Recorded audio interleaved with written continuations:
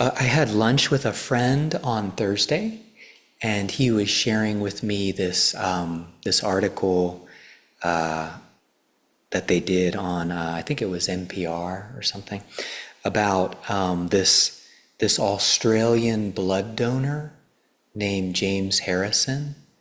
Maybe you came across that, or so when he was 14, so he recently passed away at 88. When he was 14, he basically had a surgery that required removing one of his lungs, and it required 2 gallons of blood from different donors, and countless stitches, and just a whole lot. It was a really big thing for him. And he vowed at that point when he recovered that he was going to try to give back in some way. And it came along these lines of like donating blood once he reached the age in Australia where he could do that. So he essentially started donating his plasma from the age of 18 up until age 81. He had to stop at 81. The doctors told him he had to stop. He lived to be 88. But what they found a few years into his donations was that his blood contained these special, unusual antibodies called anti-D. And it can be used to make medications for babies, fetuses and newborn babies who can have the disease HDN, hemolytic disease of the newborn. So apparently sometimes like a mother's immune system will for whatever reason, there's like an incompatibility there with their baby and fetus, and the immune system will attack the red blood cells in the child. So there's like an incompatibility there, but if they have this medication, that everything's okay and it works. So they found out that his plasma actually contained very strong levels of this antibody. So he began to donate blood. He did an average of 1 donation of plasma every 3 weeks for 57 years. And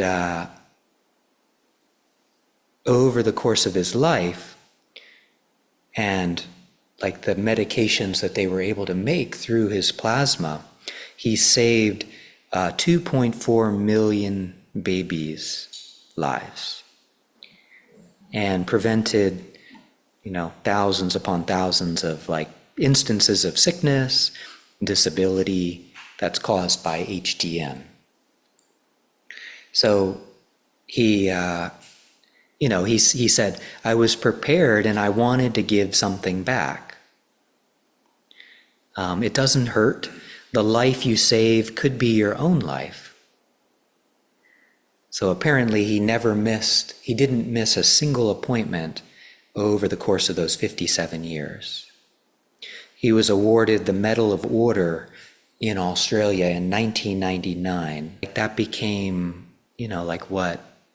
how he gave back, what he did in his life. He had the nickname, the man with the golden arm. And once he passed away, they've been trying to make it's not just him that has this kind of antibody in the plasma. Other people do too, but it's pretty rare. But they're trying to come up with a synthetic version of it. And he's been very inspirational. in the pictures that you see of him, so he donated 1,173 times over the course of those years. And when you see like his pictures, he's so happy. Like he's just so happy. And often there's just all of these mothers with their young children in their arms, like just surrounding him. And he's like got his arm, he's giving blood, and just really beautiful pictures of him. He looks so happy. So this was like his gift. This was his way to give back. And, often like in our lives, we really try to shore up like our own situation. We really try to, make sure that our bases are covered and things are like we wanna look after ourselves. We wanna look after our lives. That's important. And from that place, we can really help. But like if it's only about us, things can get, it kind of closes things down, or things can get tight if we're just focused on like our lives and like bettering our circumstances. There's something about, it's like it's so important for us for that like expansiveness to happen and that connection with like others and the community in whatever way is right for us. So in the Zen tradition, they talk about having two eyes open. We want to have two eyes open. We want to have our wisdom eye open, and we want to have our compassion eye or kindness eye. So we don't want to just have one. We want to have both of those eyes open, and we want to have like a good balance there if we can. Like we're moving towards that. So our wisdom eye is this eye that we begin to open through our practice, through our meditation practice, through our life practice. It starts off typically closed, but then as we practice, things begin to open up for us. And then our compassion eye, this is the one that we begin to open through like acting skillfully in the world. Like what does that look like to have an open heart and to be acting, engaging with the world, like helping the world, helping places of difficulty. So this wisdom eye, like if we think about that, like our waking up to truth is really important. Like that's, my teachers all believed that that's what we were here to do. That was a major reason that we are here. Like seeing a deeper reality of things. Like we're investigating like the question, who am I? Investigating like, what is my true nature? Like really looking beneath the surface and investigating, exploring how things are. We're beginning to see ourselves as changing. We're constantly changing. We're learning how to let things come and go, to let things flow through, rather than holding on super tight, rather than seeing ourselves as like a fixed, small thing. So we're learning how to see ourselves as like these vibrant, changing processes. We're learning how to be grounded. We're learning how to be present. We're learning how to be clear, open. We're learning how to like not get involved in like the different stories that happen, the different, the stuff that the mind throws at us. like to not believe that, to kind of let that stuff flow through more. So there's this quality of like waking up, this sense of like opening the wisdom eye of things. And then we've got the compassion eye too, this eye of kindness, which is what like James Harrison is really like pointing to us towards. Like this was a gift that he had, and it's something that he like dedicated his life to. It's a way that he helped like a difficult situation. So when we've got the compassion eye open, so compassion means like that ability or that capacity to be with pain or to be with suffering or difficulty. So it's that like willingness to bear witness to like difficult stuff or suffering, that willingness to be with it, to open to it, and to then, if needed, to engage.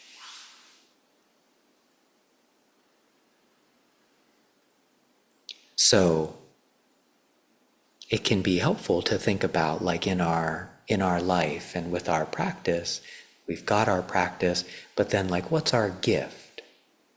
What is that we can, like that kindness eye, what aspect of our life can that really shine out for us?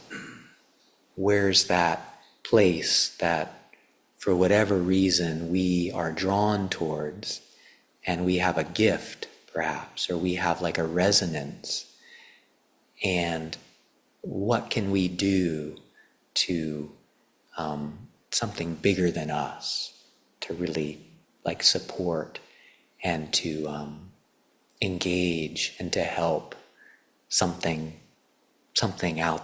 bigger than ourselves.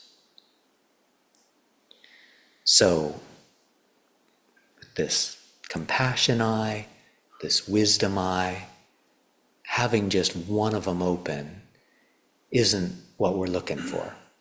Like if we've just got the wisdom eye open, then it's almost like we can have this sense that everything's okay. Like we can become like kind of dissociated from like the difficulty, the challenges, the suffering that's happening in the world. Like we can just like ignore that and be with like our practice. So we don't just want that eye open. If we've only got the compassion eye open, but no wisdom, there can be a sense of like everything is just so hard. There's only suffering out there. There's only this difficulty, and we can just give and give and give, but it's like we can get burned out in the process of that and not see the other side of things. So we can't, it's like we're missing out kind of on the deeper truth, this sense of like a bigger reality, like an okayness, like a fundamental okayness that is here as well, even with like the challenging stuff. James Harrison seems to be just a really beautiful example of somebody who just fully had that eye of compassion open and just really dedicated his life to something meaningful and special. And we can really reflect on what our small part in the community or in the world can be. And then we've also got the practice dimension going, this practice of like waking up more and more fully as time goes on and engaging with life from that place of truth.